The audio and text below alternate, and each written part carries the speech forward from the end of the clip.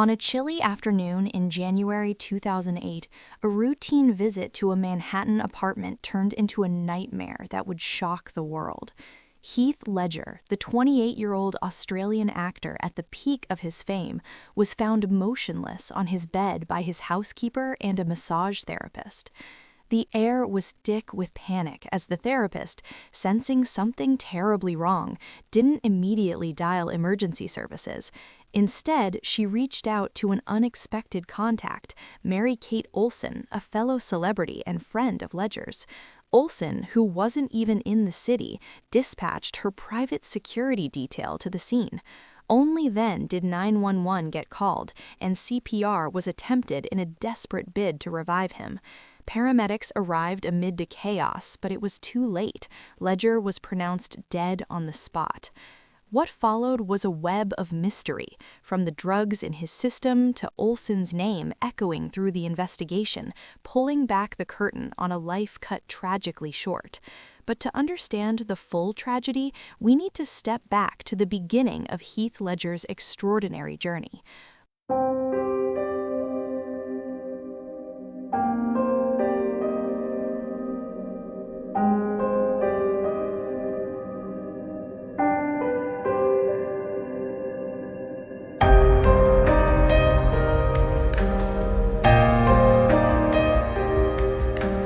Born on April 4, 1979 in Perth, Australia, Heath Ledger grew up in a close-knit family, showing early signs of a rebellious spirit.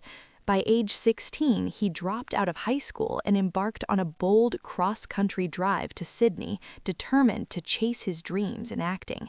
Starting with bit roles in Aussie TV shows like Home and Away and Sweet Haven, he honed his craft through persistence. His big break arrived in 1999 with 10 Things I Hate About You, a teen rom-com twist on Shakespeare's The Taming of the Shrew, where he starred opposite Julia Stiles.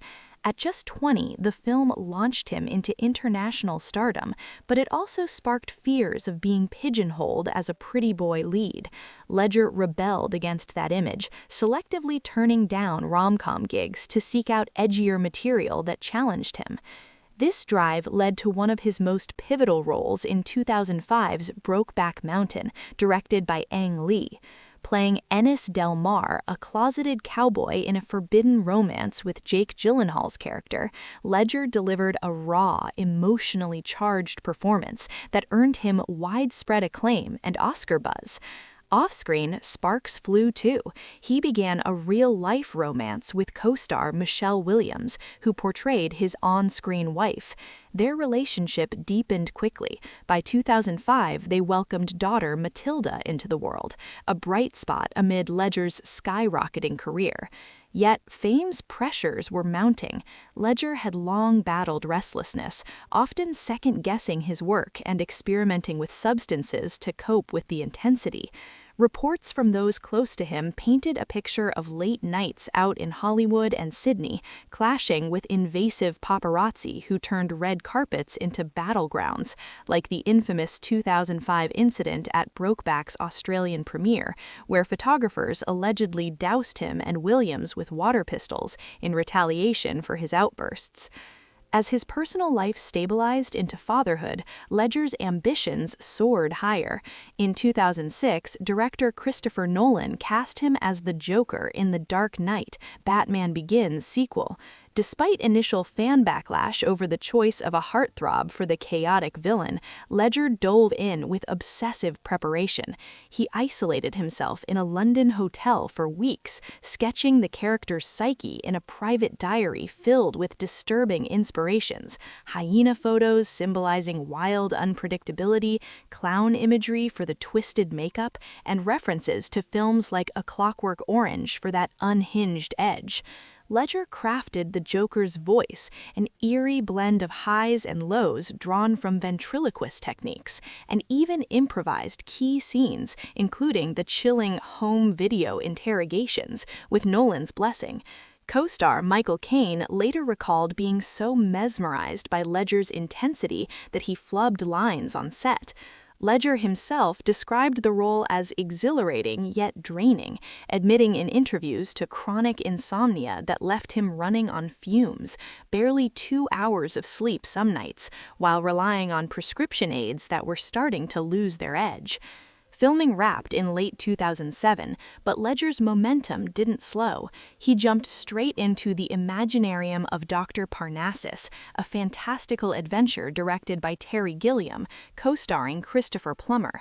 By then, strains in his relationship with Williams had surfaced. They split in September 2007, amid whispers of Ledger's partying habits clashing with new parenthood. Alone in New York, he pushed through a nagging respiratory illness, possibly pneumonia, that he dismissed as he always did, prioritizing work over rest. Tragically, this set the stage for that fateful day in his loft. The investigation into Ledger's death uncovered a toxic mix of 6 prescription drugs in his system: painkillers, anti-anxiety meds, and sleep aids like oxycodone, hydrocodone, diazepam, temazepam, alprazolam, and doxylamine. The coroner ruled it an accidental overdose, exacerbated by his untreated chest infection. But questions lingered. Why did the masseuse call Mary Kate Olsen first? Mary Kate, one half of the Olsen twins and a fashion mogul, had been acquainted with Ledger through Hollywood circles. She invoked her Fifth Amendment rights, demanding immunity before cooperating, and her team issued statements denying any involvement in supplying the drugs. Theories swirled that she might have been a source, but no evidence stuck. The DEA probed Ledger's doctors, only to clear them they hadn't prescribed the lethal combination. To this day, the exact origin of those pills remains unsolved, fueling endless speculation. But the heart of Ledger's transformation lay in a deeply personal creation, a secret diary that became the Joker's twisted soul on paper. This unassuming red notebook, no larger than a pocket journal, was where Ledger locked himself away for weeks, scribbling feverishly to inhabit the mind of a man who thrived on chaos.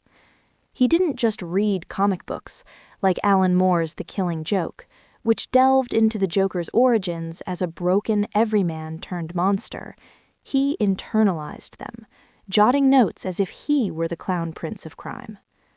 From the Joker's warped perspective, the pages overflowed with dark confessions and manic ramblings.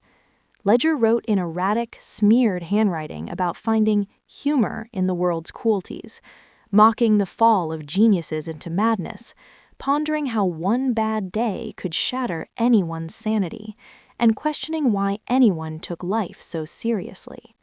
Phrases like, "Why so serious?" leaped off the pages, foreshadowing the film's most chilling lines.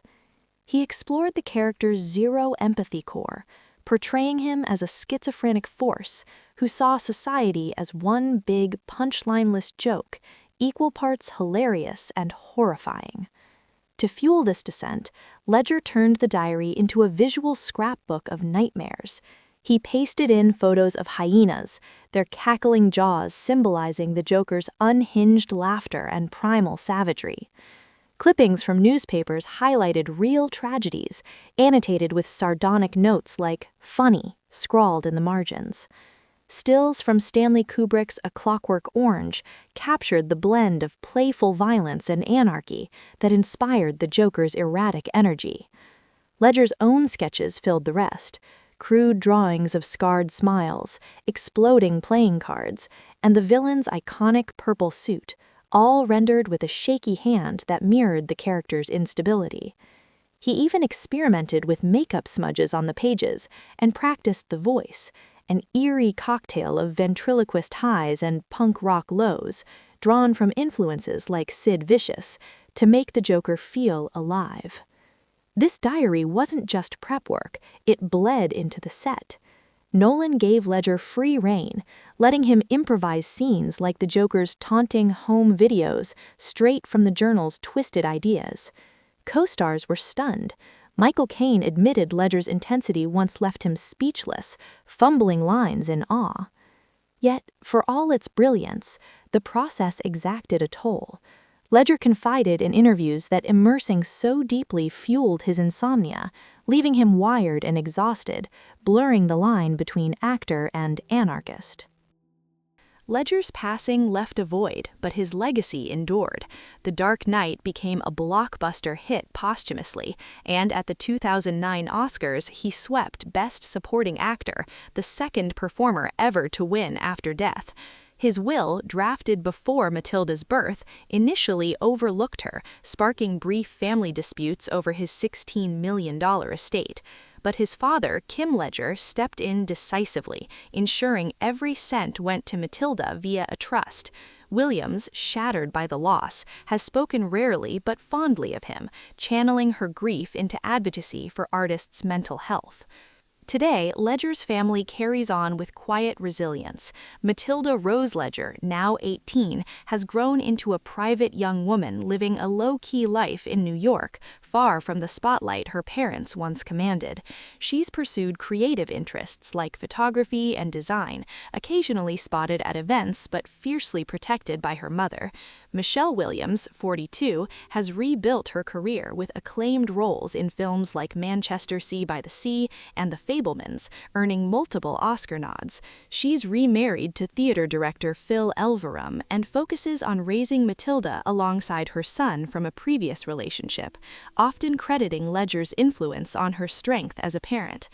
Kim Ledger, Heath's dad, remains in Perth, Australia as a mining engineer, occasionally sharing warm memories of his son through interviews and tributes. The Ledger family has largely stayed out of the public eye, honoring Heath's memory by living intentionally, much like he did, with passion and without compromise. His story reminds us of fame's double edge, a brilliant light that burned too bright too soon.